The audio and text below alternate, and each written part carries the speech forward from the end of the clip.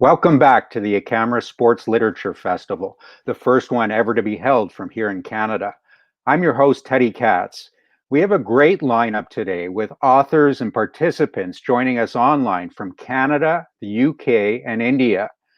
Look at any of the top sports events in Canada or around the world over the past couple of decades, and the name Scott Russell was probably on them and was likely there.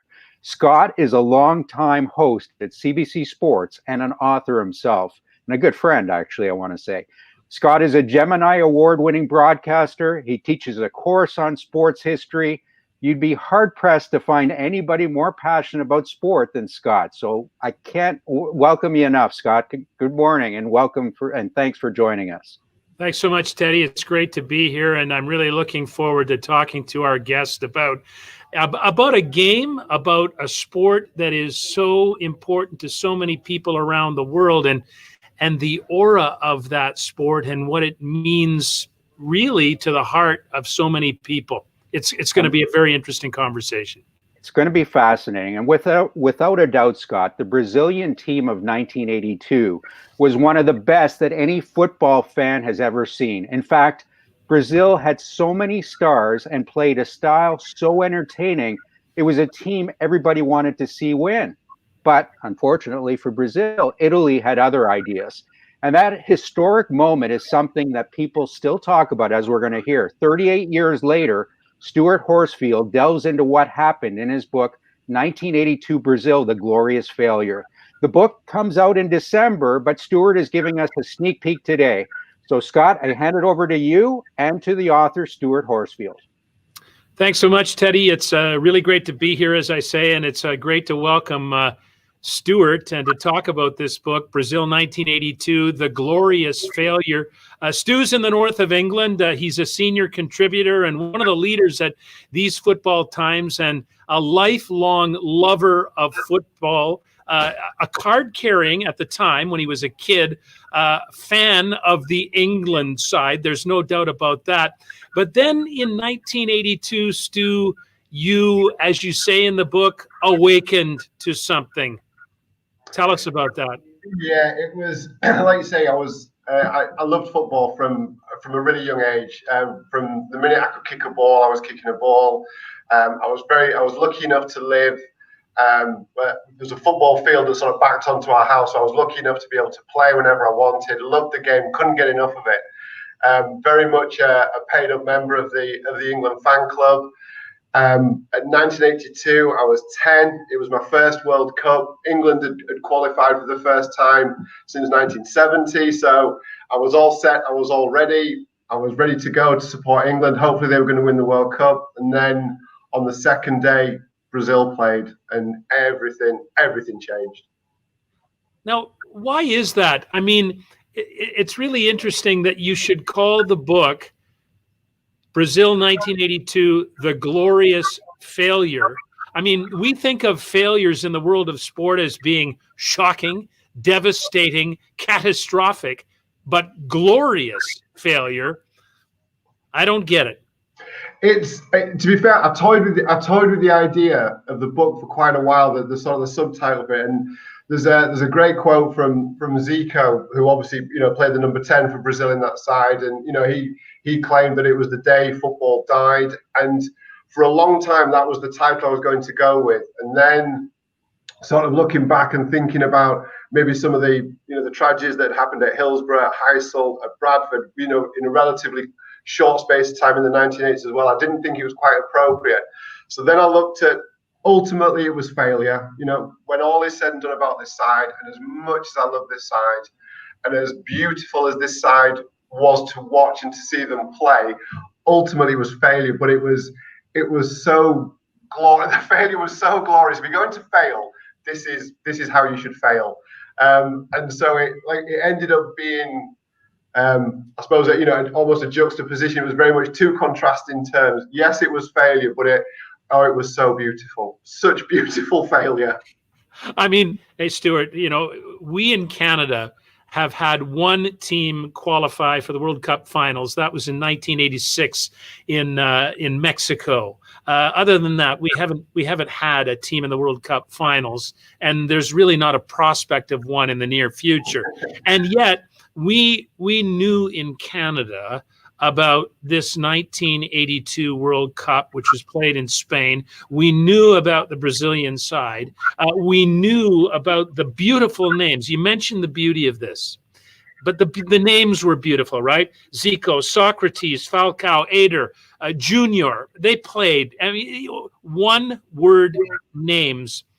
What was it about this side that was beautiful? It's funny. It's funny you mentioned the names. Actually, I interviewed John Helm as part of the book, as part of the research, and he was the lead commentator for ITV, and he said exactly the same thing you did. He said to comment on the names was so. He said it was so wonderful, and so he said the names just rolled off the tongue. He said you could. They were almost lyrical, the way you could just read out the names and the way you could put them into the action.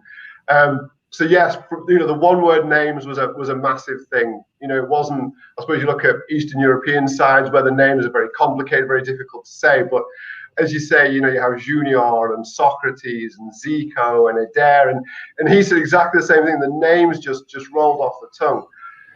With regards to why they were so beautiful, there's lots of reasons. If you're a fan of football,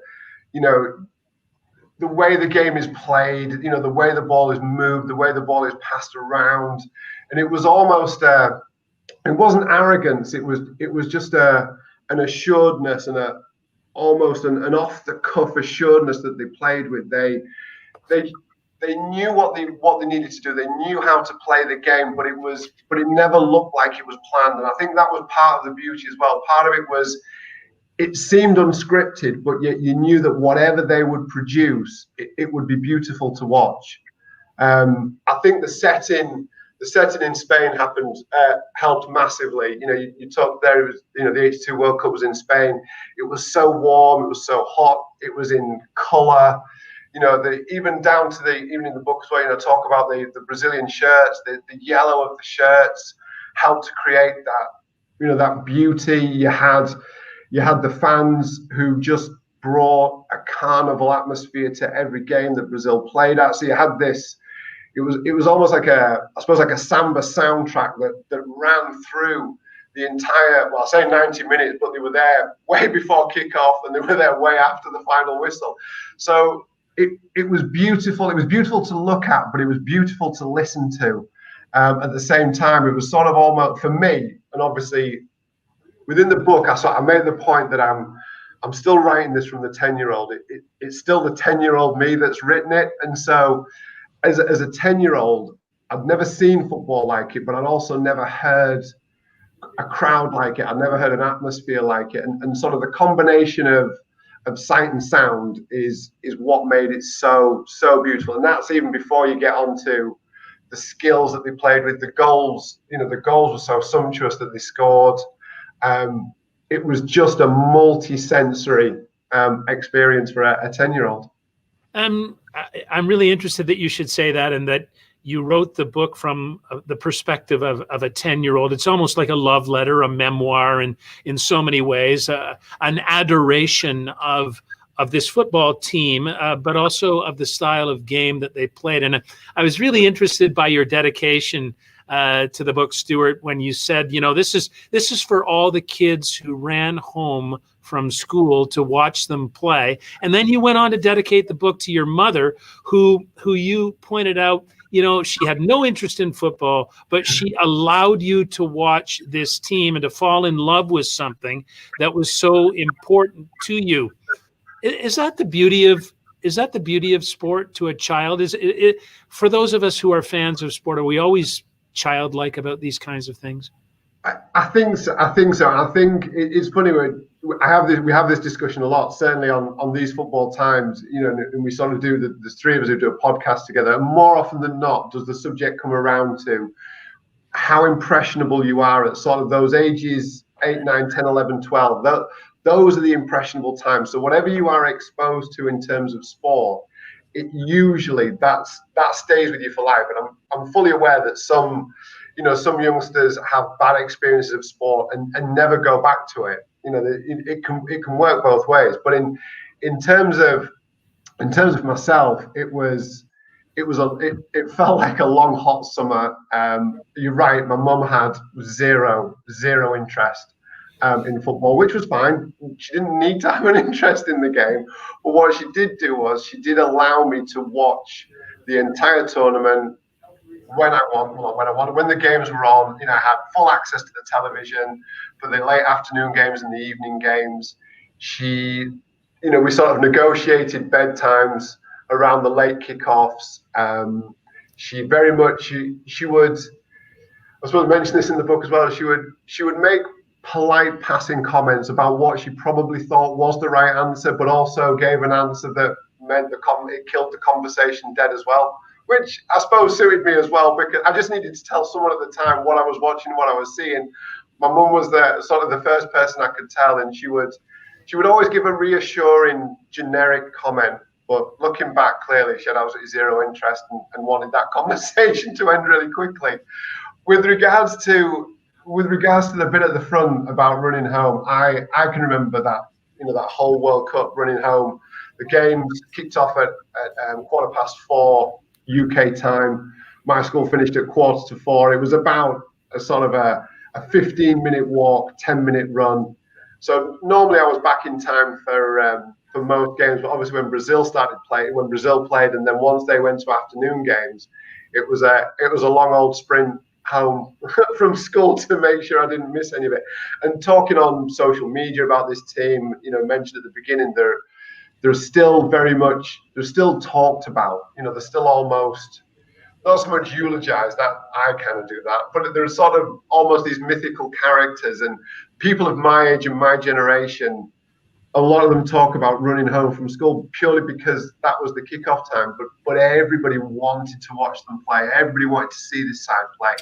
So it was almost a unifying factor amongst certainly children in England and probably Northern Europe as well, where you ran home to watch them. You just ran home from school to make sure you didn't miss it. And I just figured that's what I remembered a lot about when I was writing this as a 10-year-old. I remember the run home from school.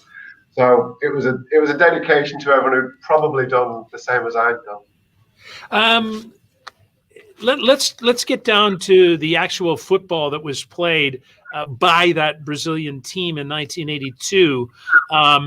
It was an interesting World Cup in the fact that there were, two stages, right? There was the first stage and the second stage, and that format is now gone. But let's talk about the first stage. And they play in that first stage against the Soviet Union, against Scotland. I'm going to forget the third team. It was New Zealand that was in there. Yeah. New Zealand was the third team in their group. And over the course of that first stage, Brazil scores 10 goals. The lone tough match they had, I would say, would be the first match against the Soviet Union, which they won 2-1. But a Soviet defender in your book, was quoted as saying, "Look, we thought we had that match won. We defended them so well. Then they get the 2 goals, which were beautiful." And he said, the defender said, they made their football almost perfect. What did he mean by that, Stuart? It was actually Alexander Chivadze, who I managed to interview, who was the captain of the Soviet side, and I was lucky enough to speak with him for about an hour, and we talked a lot about the game, and you're right, for 75 minutes, it was 1-0 to the Soviet Union, and I don't want to say Brazil were the better side. They were the more entertaining side to watch. The goal that the Soviet Union scored, I'm sure we'll come on to this later, we'll talk about any of the players, but the goal that the Soviet Union scored was from an awful, awful error by Waldir Perez, who was the Brazilian goalkeeper. So you could argue that they were lucky to be 1-0 up. However, from there, they do defend incredibly well. There's 2 very, very plausible penalties that definitely would have been given in this day and age, that they should have been given. But yet Brazil still scored twice, and they scored in the 75th minute through Socrates, which, for anybody who's seen this team play, that they'll know the goal. It's a beautiful goal from the edge of the penalty area, and it goes like a rocket, and it's into the top corner, and it's a beautiful goal in itself. It is a standout, stunning goal, and yet it's not. It ends up not even being the best goal in this game, because the second goal that's scored is in the 89th minute. And the thing that struck me re-watching this for the book, what struck me was, nowadays when the game is played with such intensity, and when teams who are expected to win, as Brazil were, there's this, when they get the equaliser, they chase into the goal, grab the ball, run back to the centre circle, put it down, and keep the momentum going. But this Brazil side, as we talked about, played with such flamboyance and with such flair that the goal was so beautiful that they all just went off to celebrated with Socrates. There was no urgency, no rush. And part of that, I think, came from the almost this unshakable belief that they would win. It didn't matter that there was only 15 minutes to go and they still need another goal. It was just part of the process, the inevitable process. The second goal, for me, is still the greatest goal I've ever seen. And it's played out wide, and it's passed from the wide right from Paulo Isidoro, and there's a Falcao is the player who's on the screen that the ball's going to, and he just lets it go through his legs. And I think when people ask me about this side, and you mentioned about the beauty of it, and that moment where it goes through his legs, for me is bizarrely is the single most beautiful moment of this entire Brazil side, and yet nobody touches the ball. But it's just pure, it's skill, it's trust, it's faith, it's absolute belief. And he lets it through his legs, and then Adair, who scores the goal, isn't even on the screen. He's not on camera at this point. He just lets it go through his legs. And you wonder where it's going, and then a split second later, Adair comes in, flicks the ball up with his left foot, and then without breaking stride, volleys the ball with his next step past our saving goal, who doesn't even move, which adds to the beauty of it. When a goalkeeper doesn't even have time to react, it just adds to the beauty. And it's in the 89th minute. There was no intensity in terms of just put the ball in the penalty area. Just power men forward. They never changed the way they played. And even in that game, expected to win it, favourites, 1-1 with a minute to go, and yet they still produce this moment of absolute beauty. And Alexander Chivadze, who obviously was the central defender, talked about it, and he sort of mentioned that for a split second was this devastation that they were going to lose this game, having held out for 75 minutes in a winning position, 89 minutes in a drawing position. They'd held out for so long, and then because they conceded in that final minute, there was a split second of utter devastation. And then he said, and then it just came over him that what he'd witnessed was so lovely to see and so perfect. It took every part of him not to applaud what he'd just seen and what he'd been a part of. And ultimately now, 38 years down the line, he sort of says that it was just a pleasure to have been on the pitch. And yes, the goals were against me as captain and central defender. And he sort of talked about taking it personally because he was the captain and central defender. But the fact that he was a part of it and was on the pitch for those two moments means more to him now than the result. As the tournament progresses, after the match with the Soviet Union, they score 4 each against Scotland and New Zealand and easily advance with a goal differential of 8 past their group to get to the second stage where they meet the defending champions from Argentina and a side that includes Diego Maradona. But I mean, I wonder, as you watched as a 10-year-old and in your recollection of it, here was a side that was rolling over everybody and was winning fans because of the type of football that they played. Was there ever any thought that they would fail? As a 10-year-old at the time, none, absolutely none. This was, for me, this was it. This side were playing the most beautiful version of the game, like I say, I'd ever seen. They were scoring. Yes, they scored 10 goals in that first phase, but they weren't even ordinary goals. Each of the goals had an element about them that you can watch over and over, whether it's the build-up play, whether it's the actual strike that that actually takes the ball into the net. All of those 10 goals were all sort of unique and yet equally stunning in their own right. There was always, from the moment the Soviet Union scored, there's always this perception that the goalkeeper is the weak link, and again, that's it's a myth that's been able to perpetuate as time's gone on, as Waldir Perez's sort of part in the story, if you like. But having gone through the opening group, and Scotland were a very, very good side. It was a very, very good Scotland side that they actually met. It was a good Soviet Union side. New Zealand, I suppose similar to Canada, it's their only World Cup, weren't expected to cause Brazil any problems. But once they got into the second round of fixtures, and like you said at the beginning, it was a very complicated and convoluted system they had in place. And they ended up being in a group with the holders, Argentina, the favourite, Brazil, and then who would ultimately go on and win it, Italy. So you had this incredibly difficult second round group. But going into that second round group, both Italy and Argentina had both finished second in their group. So when you actually look at it, and looking back at it now as an adult and having a bit more understanding of what FIFA were trying to do in that second phase, ultimately Brazil played two group runners up in that second round. Normally, all things being equal, it probably should have been Belgium and Poland, but Poland win Italy's group, Belgium win Argentina's group. So that's why you end up having these three, footballing giants, if you like, of the world game in this group. But even then, Italy had scraped through with 3 draws.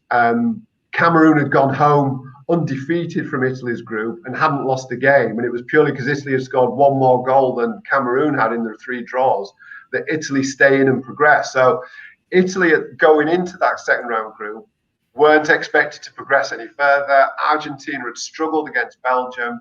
And then obviously they lose their opening second round group game against Italy, which more or less guarantees that they go home.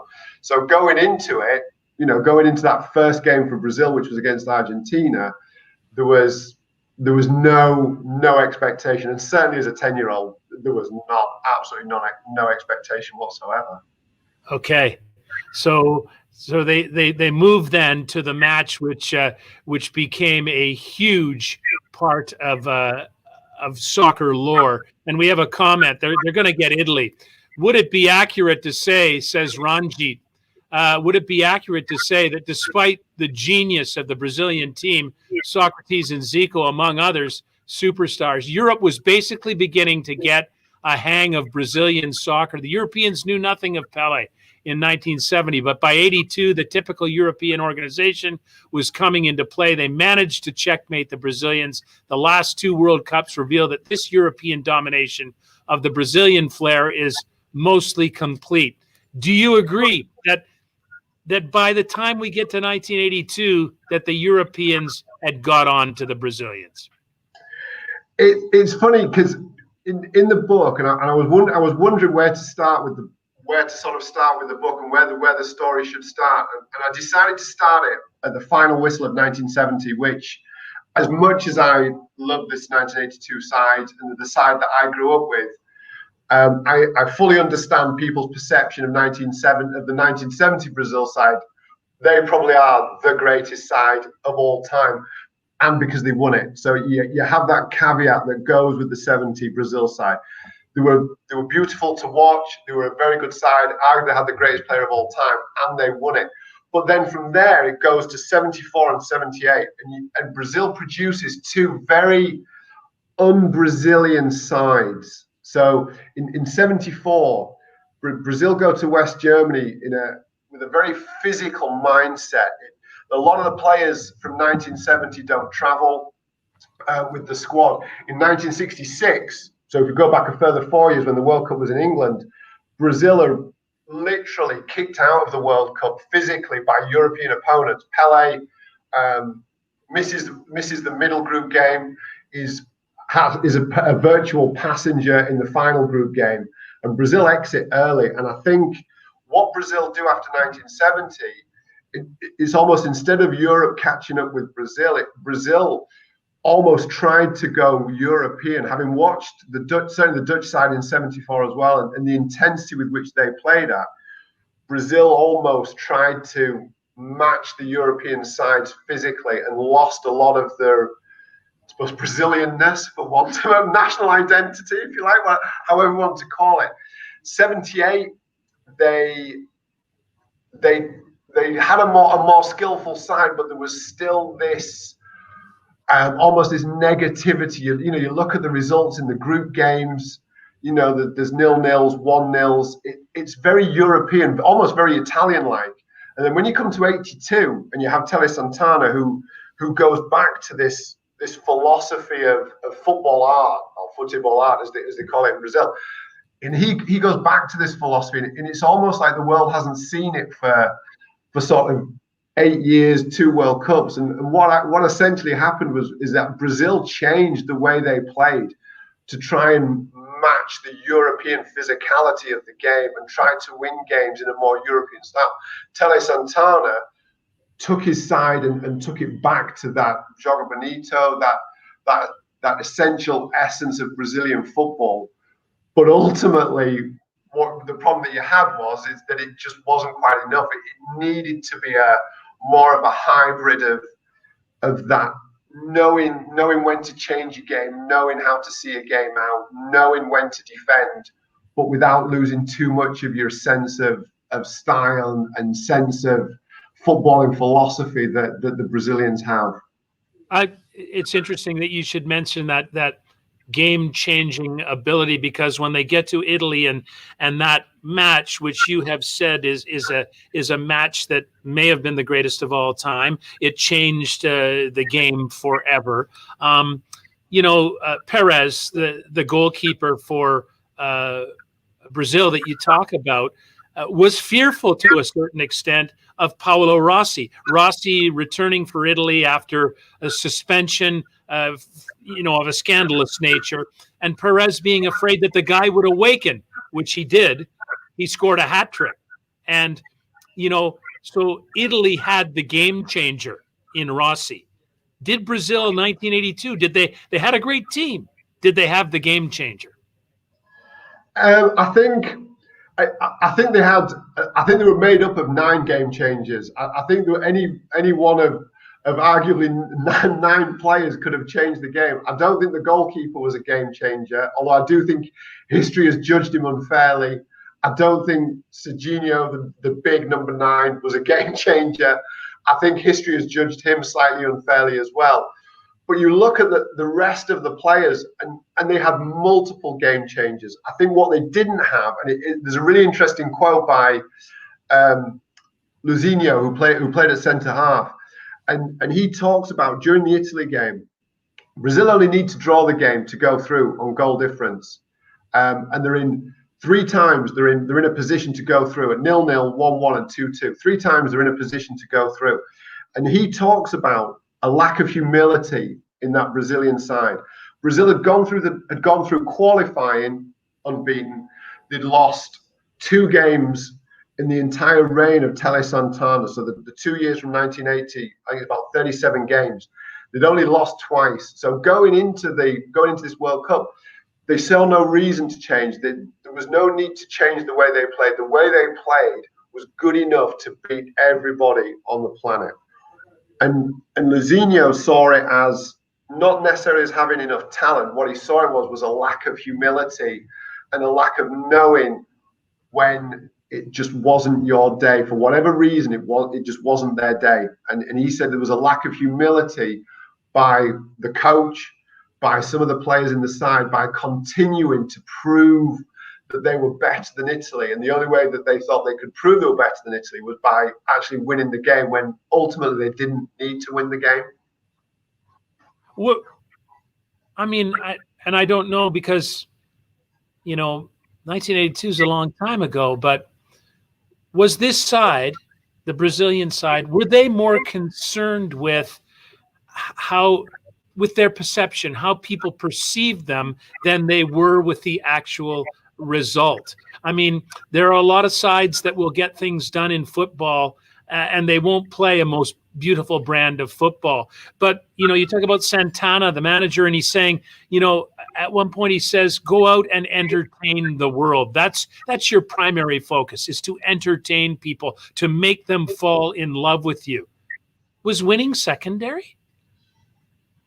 For me, I think it was, and I think what Tele Santana had in his captain Socrates was a like-minded soul, and I think the two of them both would, there's sort of this quote of, they would rather lose beautifully than win ugly, and this sort of philosophy sort of permeates, through a lot of people who talk about this side. I think there was a borderline arrogance that, like I say, they couldn't be beaten. I genuinely thought that if all things being equal, that they would always win. I think Tele Santana definitely prioritized the aesthetics of the game. A lot of the quotes, from the players who played, Serginho, for example, talks about how, if a player was being aggressive, was fouling the opposition, he would bring him off. And this is international football, but he would bring him off. And Serginho was a very physical footballer, and he felt that part of his game was curtailed by Tele Santana's philosophy of not entering into a physical confrontation, but entering into ultimately, a game of football. That's what he wanted to see. He didn't want to see the physical confrontation, and it certainly affected Serginho, who played the number 9. It curtailed the way he played the game. He was very much an old style British, I suppose, number 9, big, strong centre forward. But he felt that, or there was concern on his part that if he showed too much physicality, then Santana would bring him off, or he wouldn't select him. And so, for me, and I suppose the Soviet Union game perhaps sums this up, and the Italy game to a certain extent. But the Italy game, it goes wrong. They never betrayed their belief in the way the game could be played, no matter what situation they found themselves in, whether it was 1-0 down with 15 minutes to go, 1-1 with a minute to go, or whether they were 3-2 down against Italy with 15 minutes to go. They still played the same way. They still adhered to Tele Santana's philosophy. Socrates as the captain and sort of the fulcrum of that side, sort of perpetuated this philosophy that Tele Santana had brought right from the beginning of his appointment as a manager. And part of it, I don't actually think they knew how to play any other way. It is interesting that you mentioned that, and Santana's approach. Paolo Rossi wins the golden shoe. He wins the golden boot. Italy wins the tournament, but it's Brazil, and I know it's not the most important award, but they win the Fair Play Award because of the style that they played and their avoidance of the physicality and the toughness and so on. We have a comment from Jasprit Singh Sarni, and he says, it was a special team and epic failures is a topic any author would love to pick and write about, but there have been mesmerizing Brazil teams with historic campaigns and upsets. What are any of those Brazil teams that tested your choice of subject to write about, and why did you ultimately pick what you picked? And I suppose it's a fair comment because, Ronaldinho and Ronaldo won World Cups and 1994, they win again in 2002. There were those, 58, 62, 70 World Cups by Brazil. Why, Stuart, write about the team that didn't win? I suppose it purely comes down to my age, and it purely comes down to the experience of that summer for me. You're right. There's great Brazilian sides to write about. There's certainly more successful sides to write about than the one I chose. But they left such an indelible impression on me. And again, this is why when I chose to write the book as a 10-year, not as a 10-year, but when I chose to write it from a 10-year-old's perspective, talking about it as an adult, it almost seems questionable as to why you would do it. But looking back as a 10-year-old, one, the absolute devastation when they lost, and it was devastation on my part. It was absolute devastation. They played the game how I'd never seen it before. There wasn't a lot of live football in England at the time, so 52 games in a month in 1982 was it was just Christmases all come at once. But because you are so impressionable at 10, and because this side left such an impression on me, I love the game. I absolutely love the game. And I love that cementing of love for that game came from this Brazilian side. I don't support a team. I've never supported a team. And again, I partly blame this Brazilian side for that as well, because from the minute I'd watched them play, and obviously they only played five, I only saw them play 5 times. That was all they played. And yet they left such a mark on me that every team that I've watched since, I compare to that 82 side. And yes, there's Barcelona. There's, there are sides. You look at Jurgen Klopp's Liverpool. Pep Guardiola's Manchester City. There are sides that play beautiful football, but it was what they did in that month, in those 5 games. There was only one team to write about. I will say that I did wait for about 30 years for somebody to write the book, which is the only reason why I ended up doing it. I couldn't understand why nobody had written a book about this side, because I love them so much and people on social media comment about them. I couldn't understand it. And you sort of wait, and it's like, I'm just going to have to write it myself. It's what I'm going to have to do. Yeah. And that was it. Yeah. No, that's it. It is. It's when you have an adoration for a team like that, and when it makes an impression on you, it's absolutely incredible. The only thing I can compare it to in Canada in many ways is hockey, ice hockey, and the way that the Montreal Canadiens played ice hockey. They played what was called fire wagon hockey. They were dubbed Les Glorieux because of the way they skated and passed the puck. I mean, that was the kind of thing. They didn't always win. They won a lot, but they didn't always win. But it's the impression that's made on you. Look, football is a reflective sport, Stuart. You know that. And in many ways, it reflects the culture of the team that is playing. England, the Lions, can sometimes be steadfast. France, Les Bleus, have this patriotic fervor about them. The German Mannschaft is all about the team and straight ahead. Brazil, 1982, the Samba Kings. What are they? Are they the aesthetic? Are they joy? I think joy is a great word. I think you cannot. I think to me, you have football fans who love a team and love a side first and foremost, and then you have fans of football who love the game first and foremost. And I think if you are a fan of football, you cannot, or I defy anybody to watch that side play and it not either bring a smile to your face, or you not want to rewatch moments, or you not just sit back and enjoy. I think you're right. I think joy is what they brought until Paolo Rossi scored with 14 minutes to go. Until then, they had brought so much joy, and then Junior just didn't get out at the corner, and that was it. And then they just brought absolute devastation. But yeah, for 4 games and about 3 quarters, they brought absolute joy. Absolute joy. I think joy is the right word. And it was like I say, it is like art. Watching them play, it's like art. And I know it sounds very grandiose to say such a thing, but it's, you can liken the way they passed the ball and played the ball and scored the goals. They're almost like brush strokes, and they're so perfect. And the pictures that they created on the pitch were so perfect. The combinations, the passing movement for scoring goals, or whether it was a set piece from Zico against Scotland, that single brush stroke created such beautiful images and such beautiful pieces of art that they do. You're right. They bring joy. They bring joy. That's what they brought to me. They brought absolute unadulterated joy. You know, we broadcast the 2010 World Cup here in Canada at CBC, the one in South Africa, which Spain won. We broadcast the 2014 FIFA World Cup from Brazil, you know, where Neymar made an impression. But going into those tournaments, we knew that various Canadians had their favored team because they were Italian Canadians, or they were German Canadians, or they were Dutch Canadians. But the second choice was, well, if they can't win it, maybe Brazil could win it.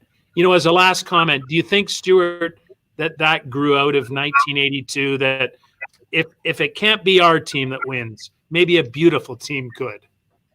I think, yeah, I think that's their, you know, people have asked me what do I think their legacy is. I think their legacy is, like we said, is one of glorious failure. But I do think there is always anticipation and excitement when Brazil set foot on a football pitch. Always. There is always, the world will always take a breath and wait with anticipation and excitement to see what they will produce. And I think that's why Brazil are always everybody's second favorite team after their home nation, because they will always produce something unexpected, but they will always produce moments of beauty, which, and as you said, it's why you watch sport, it's why we love sport, it's why we engage with it so much, waiting for those moments. And Brazil make you hold your breath. Wow. Stuart, hey, it's been great talking to you. Thank you, Stuart. Likewise. Thank you. Thank you so much, Stuart. And Scott, thank you for leading this conversation. I do have one more comment that I'd like to make. 1982, what I remember is how that put the World Cup on the map here in Canada. I remember the parades, Italian Canadians, and many people just celebrating that moment, probably because it was such a big surprise. And everybody expected the Brazilians to be celebrating, and there it was, Italy celebrating that incredible victory. Stuart, thank you and congratulations. Best of luck on the book. And to me, it's amazing, Scott, how much these moments, how these moments of just incredible, the memory that we have of these moments in sport. And I can think of it here in Canada. Most people of our generation can remember where they were during the 1972 Summit Series when Canada faced off with the Soviet Union for ice hockey supremacy. It was kind of a Cold War battle, and people remember these sports moments. And I don't know if they remember where they were in too many non-sports moments. It's incredible that way, Scott. No, I agree with you completely, Teddy. And, you know, 1972, I can remember where I was. I was in French class, and our French teacher had no interest in hockey. And he said, it's okay, in school, we can watch that last match between the Soviet Union and the Canadians at the time. And the summit of hockey was wonderful. But, you know, I do remember the World Cup in 1986 in particular, the year that Canada played in the World Cup in Mexico, and it was broadcast on the CBC. I remember that entire tournament and being transfixed, because that was my real introduction to the FIFA World Cup, I think, which was so important. I think at the Olympic Games, we remember the moments of greatness. I mean, so many people around the world remember Usain Bolt running 9.69 in Beijing and becoming the fastest human being on the planet. In Canada in 1996, we remember Donovan Bailey becoming the fastest human being on the planet. Yes, sport has this ability to hold our attention, to focus our attention, and to congregate us in ways that nothing else does. You know, I got to tell you, Teddy, I think that sport is the most beautiful thing on the planet. And it was so wonderful to talk about with Stuart and how much that 1982 football team from Brazil impressed him as a 10-year-old kid. I mean, it lasts forever, doesn't it? What a great image, Scott. Thank you again for moderating this session for us. What a great image to leave people with, Stuart returning home, running home from school to watch this team, and to write a book about it 38 years later. We all look forward to Stuart's book coming out in December of this year. Once again, I'm Teddy Katz, your host for the Canadian International Ekamra Sports Literature Festival. We're going to take a few minutes break, but then we'll be back to take a look at the best Canadian sports writing. Join us again in about another 30 minutes for our next session. Bye for now.